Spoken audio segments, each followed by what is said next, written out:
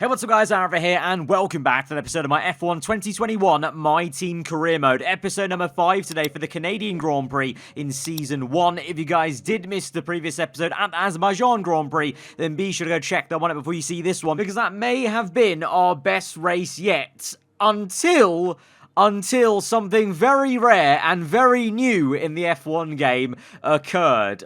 Spoiler alert now, I'm going to give you enough time, so if you haven't seen it, definitely go check that one out, because that was a massive shock. But spoiler alert, it was going so well, we went so aggressive, and then we got our very first player fault in the game. The engine went pop. I had a brand new engine, remember, all new components in that car, and it went kaput, which kind of just shows and is a testament that it really is going to be random failures, and that they could just happen at any point. And finally now, there is some justice for the AI, some balance and jeopardy there, like we have in real life, that sometimes things just go wrong in Formula 1 and it can be a very cruel sport. So look at that fresh MGK that I put in the car, that's the one that exploded, not the one that actually was a bit worn out initially in the car. So yeah, I mean, we've lost that basically. So we effectively got, we used obviously the other components to get penalties, but imagine if I'd just taken one penalty, like a 110 place penalty for just one component change on the MGK, and that was the one that failed us. I mean, that definitely could be a scenario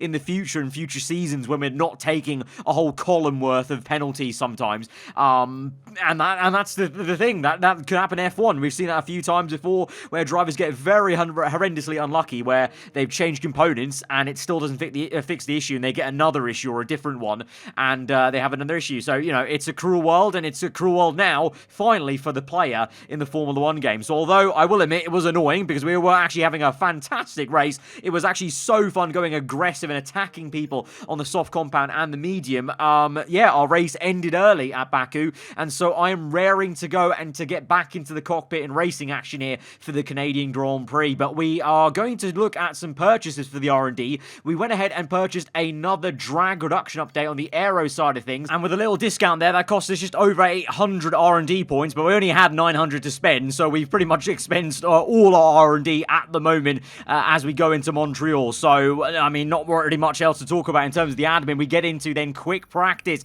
and trying to earn back some of that R&D as we continue trying to push on the car. We made some progress at Baku, but I think our car really suited Baku. The upgrades we've made so far on reducing the drag, reducing the weight would have definitely helped us at Baku and will help us at Canada. I'm curious to see what the car is like at France. That's always a difficult circuit for us versus AI. The AI is so strong around there, and also France is not one of my personal strong circuits. And then also Silverstone will be a really difficult one as well to gauge. Austria probably will be in our favor with the engine power we have and the drag reduction. So basically all the circuits that, where a slippery car pays out, we're going to do a little bit better than maybe where our car actually technically is in a pecking order on paper in the R&D. Of course, we've known for a long time now with the last couple of F1 games, the R&D chart should definitely be taken with a bit of pinch of salt. We know now, ever since the last game especially as well, the AI now can make a massive difference in their own individual team battles. You've seen that with Pierre Gasly being so much further ahead than Yuki Tsunoda so far in the AlphaTauri squabble. We've been fighting Tsunoda, whereas Gasly's been going up and getting podiums at Spain. So, yeah, it's all to play for. It's still in this early stage of the career, and we're just trying to make the most of it and trying to get as many upgrades and as much R&D and money as we can. But it's difficult, with the sliders we've got, the custom settings, the reduced settings, and the AI getting a little bit of advantage. It's a bit of a grind at the moment, and we're still struggling to actually pull away from the bottom part of the table and really make an impact on Alpine, for example, and AlphaTauri in the R&D chart. But we try our best, obviously, and we're spending as much as we can, to make as much as we can. It's that phrase I say, you got to spend money to make money in this game mode. And the same thing with R&D. You can't be kind of scared of spending too much R&D and not having that much to work with. You just got to go for it and just go with your gut instinct. So we bought that drag reduction update. Hopefully that will come in and help us out. We've got that pending one and the gearbox durability, and then the chassis upgrade and aero one. I think both those were major upgrades. So when those do come in, they will take a bit of time, unfortunately, maybe after the French Grand Prix into the Austrian one even for some of them. But once those two come in, that will be quite a nice leap, I'd hope. But obviously the other teams around us will upgrade as well. So that's always the kind of issue. We're trying to keep up with them and trying to outdo them on the R&D. But it's difficult not having that much to work with at this stage of the season. But I'm sure we'll be building momentum as we go on through the season to get a little bit better and get the edge on the AI if we can. But we go then into to the business end of Saturday Q1 at Montreal. Now, for those of you who are new around here, Canada is pretty much my all-time favourite circuit. Not in terms of just real life, but also to drive on the F1 game. I've always gone really well around Montreal on pretty much most F1 games that I've played. So looking forward to this one and maybe looking to outperform the car a little bit and try and see what we can do to drag the car up the order. And to that effect, we barrel towards the finish line across for our third lap in this session. And that will get us right in between Daniel Ricciardo and Carlos Sainz at the moment. In the end, it drops down to P14, but that is enough to get us through into Q2. But it's also a little bit bittersweet because you may have seen a +5 on the position on the actual standings, because earlier, before Q1, we had to take a gearbox penalty because our gearbox was far too worn. It was going to be worn out pretty much by the time we got to race day. And so at that point, it was basically useless to actually carry that gearbox in. We may as well take the hit, take the 5-place penalty. Unlike in Baku, obviously, that was a load of engine components, so we're going to start at the back. With this, now that we're through into Q2, genuinely, we can actually still qualify and be on the grid at least, I don't know, if we qualified, like, let's say P13, we'll be P18, which would be kind of there or thereabouts of where we've been so far this season, give or take a few places. So if we can try and step up the mark here in Canada, we could do quite well. Across the line, at the moment, P5 between Raikkonen and Leclerc. Obviously, everyone else sets lap times. We only had one set of soft tyres to use in that session because we used the rest of them in Q1 to get through. And in the end, it's not P13, it's P15. We do out-qualify our rival at the moment in the game, Kimi Raikkonen, so we'll get the sponsor bonus for that, but it will be +5 added on to that. So we'll be on P20 for the grid tomorrow, so not quite as amazing as P15 kind of feels and getting through into Q2. But we know Canada has high tyre wear on the F1 game. It very much is a 2-stop for everyone. So like in Baku, if we're going to go aggressive with the 2-stop, and everyone else is going to do it this time as well, not just a handful of us, we actually still might be able to have a very good race. And let's try and carry that momentum we had at the start of Baku at least, and have the same sort of banging start we did then. So let's go to the grid for the race. Bonjour! It's time once again to go racing here in Montreal, the second largest French-speaking city in the world, and home since 1978 to the Canadian Grand Prix. With top speeds of around 210 miles per hour heading into the overtaking opportunity of turn 13, the 2.7 miles of the Circuit Gilles Villeneuve are some of the quickest on the Formula One calendar. There are 14 corners in total, with 60% of the lap taken at full throttle, and average lap speeds clock in at about 130 miles per hour. Anthony Davidson joins me once again in the commentary box, and it's fantastic to have you with us here today, but I'm curious, as a man with experience out on the track, how do you stop those pre-race nerves from becoming overwhelming when you're lining up on the grid? But from the moment qualifying's over, you start to feel the adrenaline in your body build up and the buzz in your stomach as you anticipate the run down into turn 1. It's all a bit like going into battle, and the unknown situation makes you nervous. Those pre-race nerves are a good thing. The day you don't have them means that you don't care anymore. And of course, you have to make sure that all the procedures are second nature to you, so that they're not taking up too much of your capacity. With the race minutes away from starting, here's what today's grid rundown looks like. Lewis Hamilton lines up on pole position, and it's Valtteri Bottas that completes the front row. Looking at the rest of today's grid, we have Verstappen, Perez, Charles Leclerc and Ricciardo, Norris, Sainz, Vettel and Pierre Gasly, Stroll, Fernando Alonso, Yuki Tsunoda and Ocon, Raikkonen, Giovinazzi, George Russell and Mick Schumacher, Mazepin, the owner-driver, Latifi and Callum Islands. And with preparations almost complete, let's head down to the track. So like I said, in terms of the actual race, it is going to be a 2-stop then, but from P20 rather than 15. It's a little bit annoying, but we'll make the most of it. We're going to start on the soft compound tire. We get free choice, but I think with the 2-stop, I don't think the tire is going to be that high for us that we're going to need 2 sets of mediums and 1 set of hard. So I think we should be fine starting on the softs. So like Baku, being on the softs worked really well for us. Being on the quickest compound, who would have thought would have helped us be a bit more punchy in the opening laps and gain a few more positions, and then maybe try and control track position from there. But with this race, race, no one's going to be kind of out of sync. Everyone's on the 2-stop, so it's going to be all for position ahead of us. So let's go then to 5 red lights to the Canadian Grand Prix here in Montreal, making up hopefully for last time out with an engine failure at Baku. 5 red lights are out, and we're underway in Canada, and it's a slow start for Schumacher. We try and go through the middle of both Ascars there, but Mazepin kind of pins us a little bit, and it's a bit awkward into turn 1. The Russian dives down the inside. We're making a bit of contact with side by side with Russell, but then we find some space on the outside and try to kind of dance our way around the outside there, but it doesn't quite work. You know, I looked to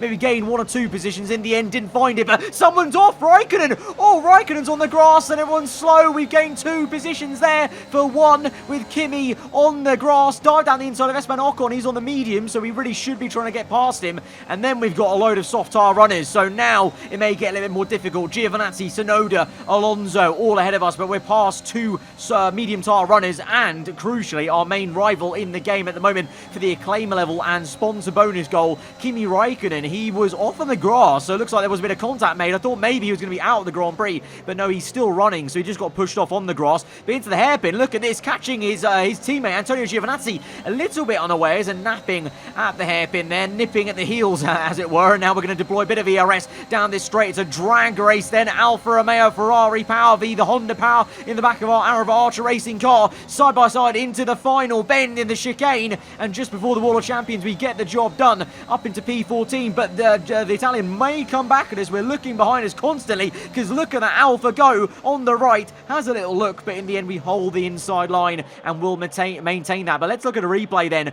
of what happened with Kimi Raikkonen. He was 3 abreast then with Lance Stroll and Fernando Alonso, I think that is. Alonso on the inside. They're going to keep it 3 wide, and this is why it's not happened. 3 wide into that corner. Doesn't work. It looks like Raikkonen just got completely squeezed out, basically, as I think Stroll was focused so much on Alonso, and Alonso obviously was going to fight that tooth and nail. And on board with Tsunoda, you can see a brilliant little shot there, and yeah, he just gets completely swamped. Very lucky, actually, there, but in hindsight, maybe Kimi could have backed out of that and saved himself some kind of a heartache there. But into lap number 2 then, as we watch on, Lewis Hamilton leads this race. Verstappen in second, Valtteri Bottas is third, Leclerc in a lofty P4 ahead of Sergio Perez, who is still struggling after his own issues at Baku then in this race again for the 2nd time now in a row. Norris ahead of Ricciardo, and we are the ones chasing after Tsunoda and Alonso down in P14 in the battle for I guess up to 12 really. I think we're looking to maybe get up to Alonso. I'm not too sure after that, because we've got an Aston Martin car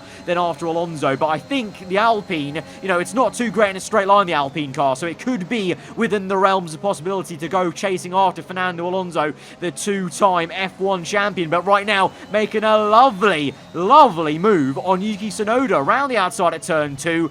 Just easy stuff, really sublime, really satisfying, lovely to see. But Tsunoda, he's got a pretty handy car, the AlphaTauri, in DRS, of course, now. Lap number 4, he comes at us at a rate of knots. We didn't deploy too much ERS down that straight. Of course, we need to manage that and make sure we don't overuse it. We're already at 50% nearly, so we need to be careful. And so it means that we're just inevitably going to invite Tsunoda in to maybe attack us a little bit with the DRS, because it is that powerful down that long straight here at Montreal. But for now, we just stay ahead of him, and we're forming a bit of a train, though, ahead of him and Giovinazzi.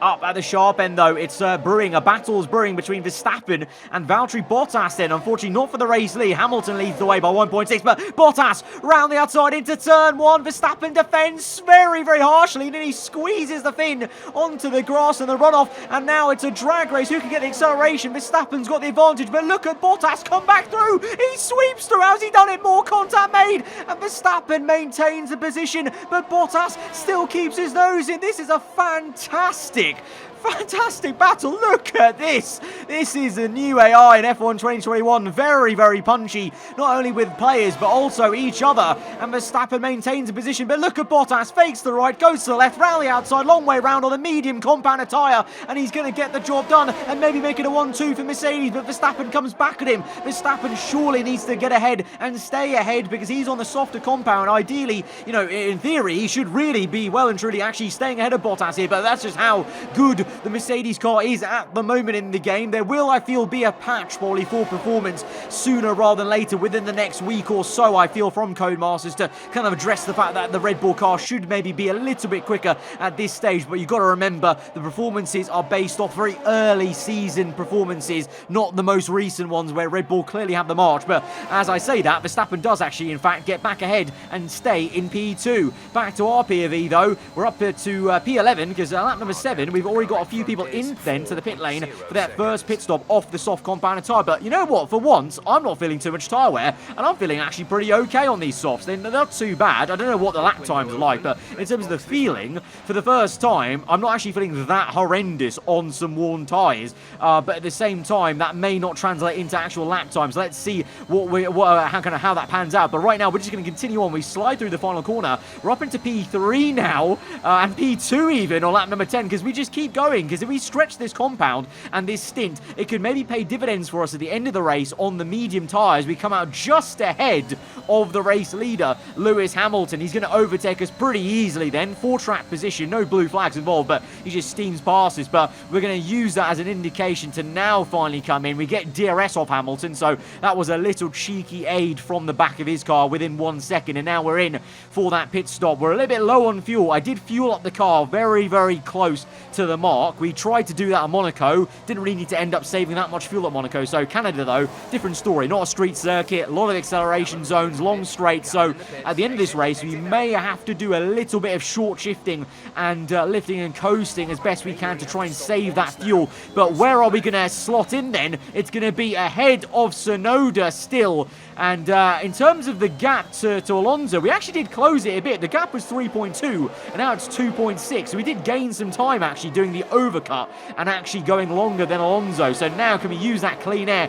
to chase after the Spaniard? And can we hope that this fight going on between, well, Mick Schumacher, he's out of position. He's on the medium compound. He's yet to pit. Everyone else around him here on mediums, they've already made that first pit stop, all these guys. So they're on much fresher tyres. They're in a faster car. But Mick Schumacher, he's basically being a kind of bottleneck at the moment here, cork in the bottle, and look at how much he's holding up. It's a literally a train of cars, and there we are then, slowly but surely closing up. The gap is 1.1 now to Alonso, so we are very quickly catching up to not only Alonso, but maybe even the likes of Stroll, Gasly, Sainz, because Schumacher, he's been an absolute trolley train here, and he's holding him up for like at least a good lap or two. We've got a very odd camera angle there for the Haas there, looking at nothing off the top of the chassis, but eventually the Ferrari is going to overtake him. It's a little bit fine there on the mark as he has to try and control the car in the brake zone and kind of jockey for position. Gasly now going through to the inside, so Schumacher finally being overtaken, but the damage is done because we are here. We have arrived at the tail end of this train and we're already having a little nip at the heels of Alonso here around the outside like we did with Giovinazzi. We give him a bit of a squeeze and he hits the grass, I think, a bit, and so it's getting a little bit frosty with the two-time champion. But here we go, enjoying this battle with, well, a great name in Formula 1, Fernando Alonso. Maybe for the midfield fight, but it's still very, very big that we're fighting Alonso this well. And like in real life, you know, where Russell said it before, you know, fighting world champions, even for lower positions, you learn a lot, and it's always a great battle. And Tsunoda is also getting mixed in the middle, but we make a big dive, and we're going to get the move done on Alonso. Kind of Tsunoda almost kind of being there, kind of forced me to finish off that move, because I was kind of a little bit tentative, but then I saw Yuki in the mirrors, almost making it 3-1 to turn 1, and also the fact that Schumacher's right here. If we get past him, he can maybe be a bit of a hurdle for Alonso, because I make no minds about it. Alonso is the quicker guy at the moment. You know, the Alpine car, I think, has the advantage, but in a straight line, I think we have obviously a bit better pace,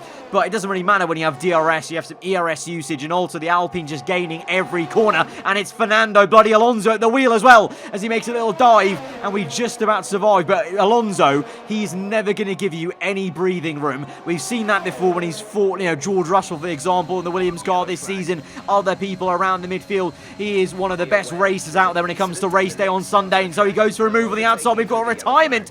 Giovinazzi, I think he's retired, unfortunately, the Italian, and so the yellow flags help us out as Alonso backs out of that so he can breathe a little bit more on lap 16, but on to 18, then 2 laps later, Alonso comes back at us, surprise, surprise, pulling out on the inside there with DRS. We're easing it into the the final chicane because I wasn't too sure how alongside he was with us, but we've saved a lot of ERS here to use, so we can deploy all of that down this straight and watch on as Sonoda is trying to get stuck in, and Sonoda's actually sent one down the inside, and so Yuki is going round the outside of Alonso. Those two had a great battle at Bahrain in real life in the opening round of the real life 2021 season, and those two are battling once again, but we move later into the race, lap 23, so we moved on from there. Those two have pit now, as you can clearly see. I've stayed out, clearly, because we stayed out for the first stint, so that meant we could extend this second stint as well. Sebastian Vettel will come through to overtake us here, and as we, Jesus Christ, imagine, as we enter the pit lane, we almost smash him in the rear end there, so that could have been an absolute disaster. I'm actually watching that back in hindsight. That could have been such an embarrassing crash with Vettel into pit lane, but thankfully it wasn't. We didn't crash with him. And we can come in now for our pit stop. A little bit slow there, because I don't know what was going on with that right-hand side jackman, or the tyre man. He was a bit slow. It's a 3.1. We've had a 1.9 before in the career series already, I think, at Bahrain or maybe Spain. So I don't know what that was about, but we come out behind Fernando Alonso, ahead of Sonoda, but behind Alonso. So once again, we have to go chasing after Alonso in the Alpine car, but we have a fresher pair of tyres, of course. We've stretched this a few more laps, so our tyres are going to be a little bit better. And as I said, you know, the Alpine is slow in a straight line, and now this time around Alonso doesn't have anyone to get DRS off, so we can just try and reel him in if we can, hopefully. Very low ERS on the bottom right, but DRS is going to allow us to get in. But Alonso, look at the way he places his car so well there to just, you know, do enough basically that I can't make the dive bomb on the inside. But in the end, it's going to be futile, maybe into turn 1, because we finally have the overspeed round the outside, but Alonso comes back at us. We're side by side now through turns 2. It's literally wheel to wheel there on the sidewall, and acceleration, Alonso gets it. The Alpine car has a little bit more, and it's very close into the next chicane. A bit of understeer kicking in close to the wall. Alonso keeps on us, but we just about get ahead, but he's going to be still there. We go defensive, and look at the way he's just darting around in the mirrors and not giving us any room to work with. And on the curb, the rear end snaps a bit, and Alonso gets the jump, and there's DRS down this straight as well. Remember, now Montreal these days in modern times, and so Alonso gets the position, and we have to go again into the hairpin and maybe set up another move before the Wall of Champions into the final chicane. But who would have thought we would be having a massive scrap with a two-time champion? And of course, you know, who would have thought, you know, with that said champion, that we would have a scrap. Of course there's going to be a scrap. He's not going to let it go easily, even for a position that's not even for points, I must add. You've got to remember, this is not even for points-paying positions, and we're having such a mega scrap with him. And here we go once again through into the inside, but he's just ever there, and the rear end is twitching because you can basically just tell he's putting us under that much pressure that I'm pushing so hard to keep this car ahead, and I'm writing checks that this car cannot cash at the moment just about. But Sonoda has actually got Alonso as well, so that may actually help us out. As Sonoda goes round the outside, we go very, very harsh on braking on the inside to really slow him down and slow him up so much so that now he might get into a fight with Alonso again, and we can pull away 0.8 the gap. So slowing Sonoda down so much in the chicane, then going off with some good acceleration really helped us out there. But for how much longer can we keep this up? Because Sonoda is also looking pretty quick, and unlike Alonso, Sonoda is pretty good in a straight line, you know, even without DRS, but with DRS even more so, and probably will outdo us in a straight line with the AlphaTauri. And we are just making a few too many errors here on these curbs. These curbs are deadly on this year's game, especially around Canada. It would seem I'm finding some issue, and we are actually even sliding the car around. If you go down the gears a bit too quickly, the rear end steps out, controlling the car in a controlled drift manner. And this is the second last lap of the Grand Prix, and Sonoda and Alonso are still there. We pretty much been in a fight all race, and the pressure's been there. And look at this, it's 3 wide into the final corner for a moment. Alonso's through, but he's hit the curb. Alonso's gone over the bump too much. That's great to see, though, to be fair. It's good to see the AI making a mistake over a bump just like a player can, and Alonso made the mistake, and we're able to send it into turn 1 and just about navigate that enough to get the position back. But as I said earlier, all of this, and it's for P12. Hamilton's already crossed the line to win this Grand Prix, and we come home. It's a very hard-fought race against a 2-time champion and a young gun in AlphaTauri. It's for P12, no points, but it's a very satisfying result. And P12, I think that shows progress. You know, that's a really decent, solid result, especially compared to Spain, for example. You know, obviously last race we couldn't tell because we had an issue. Monaco was Monaco. So versus Spain, P12 is an improvement. A truly magnificent drive then, and a great performance from the entire team to secure victory here in Canada. Anthony Davidson, how do you think they were able to set themselves apart today? Well, they certainly stood out as a driver with tons of confidence on the track. I think their ability to keep their cool, even during some of the more hectic parts of the race, meant they were able to capitalise on the mistakes of other drivers, giving them the opportunity to make their way to the top spot with ease. So after a magnificent race, we can now see the drivers making their way to the podium. Once again, it's the Silver Arrows who take top spot. A well-earned victory for Mercedes. So Hamilton wins this one then, and also looks like Bottas eventually did actually get Verstappen. Verstappen fell away down the order because Sergio Perez is in third. So far on our career mode save, Verstappen's been making a few little errors maybe in the race and not just being absolutely on it as you might expect him to in real life maybe. And Perez gets another podium over his teammate as Verstappen drops down to P4. But for us, there you go, P12. Close, but just not that close enough. And when I say close, I don't mean close at all, because look at the gap to Stroll. So there's still a massive bridge to gap, but it was a mega scrap with Tsunoda and Alonso. And even though there's no points, it was still very, very satisfying. And like I said, I think compared to Spain, where nothing happened at Spain, you know, a like-for-like, you know, race where we just did our race, did our thing, I think it's an improvement and shows that not only is the car maybe getting a little bit better, and maybe this circuit was a bit better suited to the FOM, my team car, it maybe just shows more so that I'm now getting used to handling a little bit more, finding that extra few tens. So we're getting there. We're kind of getting into that scrap with AlphaTauri and Alpine, which is what we want to see for most of this season, hopefully. So guys, if you did enjoy this one at the Canadian GP, be sure to smash that like button. Let me know what you thought in the comments below. If you're new around here, then do get subscribed for weekly Formula 1 content. I'll see you guys next time. Goodbye.